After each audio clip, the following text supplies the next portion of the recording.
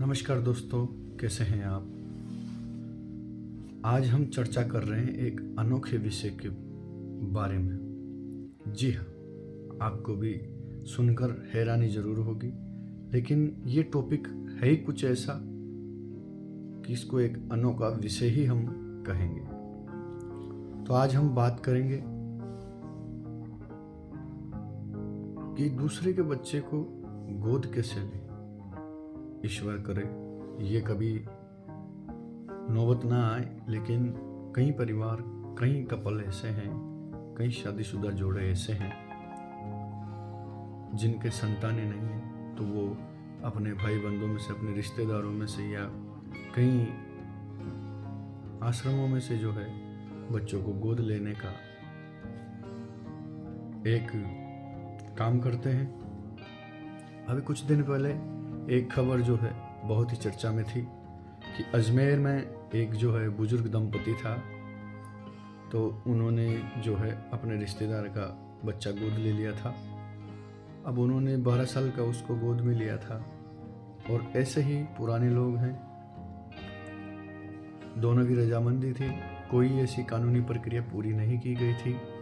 जबकि आपको मैं बता दूं कि किसी दूसरे का बच्चा गोद लेने से पहले जो भी कानून की प्रक्रिया है वो पूरी करनी होती है, लेकिन उन्होंने पूरी नहीं की थी।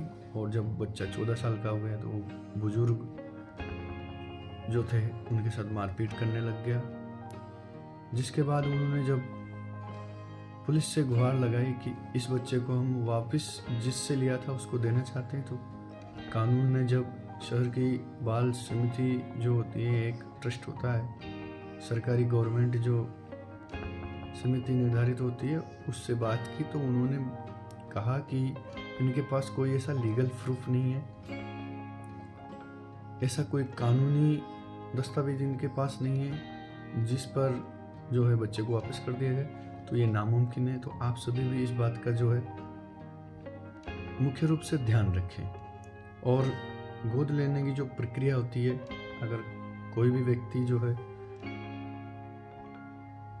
किसी रिश्तेदार के बच्चे को गोद लेना चाहता है, कहीं से गोद लेना चाहता है, तो वो इस चीज़ पर गौर कर लें कि गोद लेने की एक रजिस्टर्ड कानूनी प्रक्रिया होती है, और इसके लिए एक समारोह का आयोजन होना बहुत ज़रूरी होता है। दोनों पक्ष के एरिया के सब रजिस्ट्रार के समक्ष प्रस्तुत होते हैं।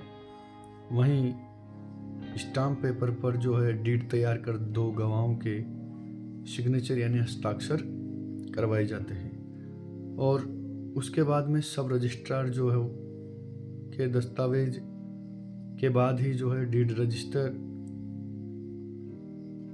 की जाती है। गोद दिए गए बच्चे के नाम संपत्ति है तो वो बच्चे के साथ ही जाएगी।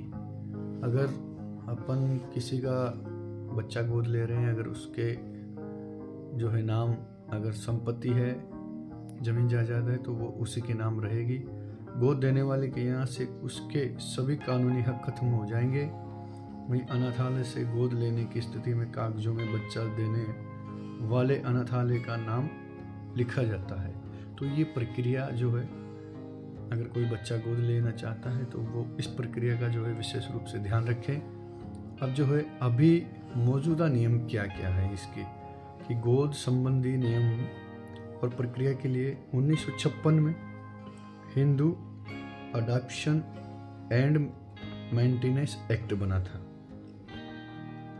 बालिग और दिमागी तौर के जो बच्चे, तंदुरुस्त व्यक्ति ही बच्चा गोद ले सकता है।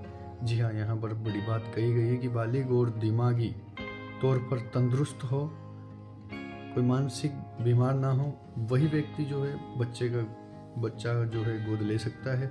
शादीशुदा कपल के अलावा सिंगल पुरुष और महिला भी बच्चा गोद ले सकती है। ये हमारा जो कानून है 1956 में, उसके लीगल पॉइंट जो है कि जो अगर कोई अकेला भी बच्चा गोद लेना चाहता है, शादीशुदा नहीं है, तब भी वो बच्चा गोद ले सकता है। गोद दिए जाने के वक्त बच्चे की उम्र करीब 15 साल की होनी चाहिए या उससे कम होनी चाहिए। अगर आप 16 साल के बच्चे को गोद ले रहे हैं तो वो बिल्कुल जो है गैर कानून के अनुरूप है। वहीं अगर किसी बच्चे की जो है शादी हो जाती है और उसको हम कहें कि हाँ, ये आजकल हमारे ग्रामीण क्षेत्र में बहुत ज़्यादा चलन है कि शादीशुदा बच्चे को जो है गोद लेने के लिए, हाँ ये मेरी जायदाद का वारिस हो जाएगा, तो ऐसा कानून में नहीं है। शादीशुदा बच्चे को या व्यक्ति को गोद नहीं लिया जा सकता। कोई पुरुष किसी लड़की को गोद लेना चाहता है तो दोनों की उम्र में 21 साल का अंतर होना बहुत ज़रूरी है। ये बड़ी बात यहाँ पर हमारे कानून में दर्ज है कि जिस बच्ची को हम गोद ले रहे हैं तो उससे हम 21 साल बड़े होने चाहिए, तभी उस बच्ची को हम गोद ले सकते हैं। वहीं महिला अगर किसी लड़के को गोद ले रही है तो उसके लिए भी यही नियम निर्धारित किए गए हैं कि महिला भी लड़के से 21 वर्ष जो है बड़ी होनी चाहिए। अगर किसी के बेटा या पोता है तो वो लड़का गोद नहीं ले सकता। ये भी बड़ा ही जो है अच्छा नियम है कि अगर किसी के पोते पड़पोते वगैरह जो बेटे के बेटे हैं, अगर वो जो है किसी दूसरे के बेटे को गोद लेना चाहते हैं तो वो नहीं ले सकते, ऐसा कानून जो है कहता है। अगर किसी की बेटी पोती है या बेटी मर चुकी है लेकिन उसकी बेटी यानी नातिन है तो भी वह लड़की गोद नहीं ले सकता। बिल्कुल, अगर बेटी है, उसकी शादी हो गई, वो एक्सपायर हो गई और उसके जो बच्चे बच्ची है वो मौजूद है, तब भी जो है आप गोद नहीं ले सकते। वहीं बायोलॉजिकल पेरेंट का ये हक है कि वे आपसी सहमति से अपने बच्चे को किसी और को गोद दे सकते हैं। बिल्कुल, यहाँ पर एक बड़ी ही छूट जो है इस कानून में मिली है कि बायोलॉजिकल पेरेंट को यह हक है कि वो आपसी सहमति से अपने बच्चे को किसी और की गोद में दे सकते हैं।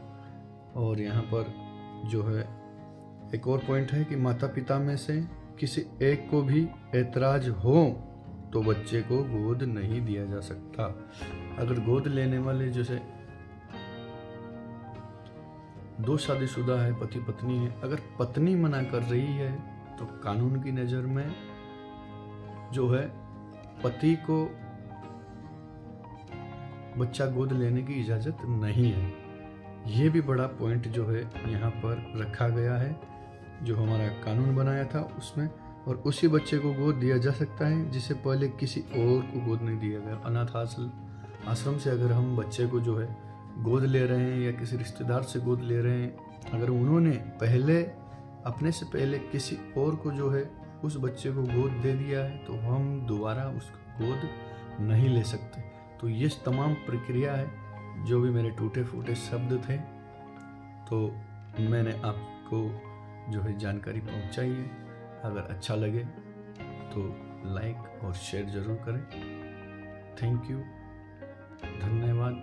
जय हिंद, जय भारत।